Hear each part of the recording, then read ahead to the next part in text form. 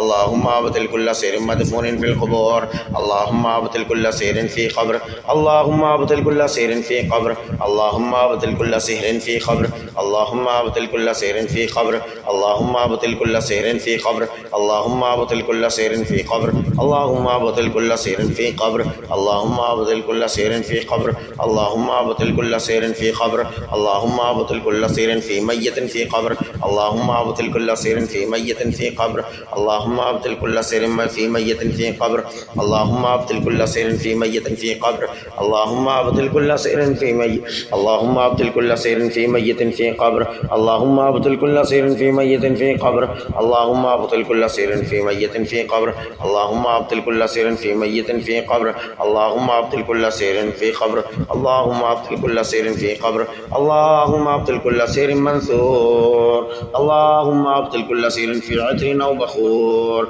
اللهم ابطل كل سير مشموم في عطر او بخور اللهم ابطل كل سير مشموم في عطر او بخور اللهم ابطل كل سير مشموم في عطر او بخور بسم الله يبطل كل سير مدفون في قبور اعوذ بالله من الشيطان الرجيم قل اعوذ برب الفلق من شر ما خلق ومن شر غاسق اذا وقب ومن شر النفاثات في العقد ومن شر حاسد اذا حسد قل اعوذ برب الناس ملك الناس اله الناس من شر الوسواس الخناس الذي يوسوس في صدور الناس من الجنة والناس.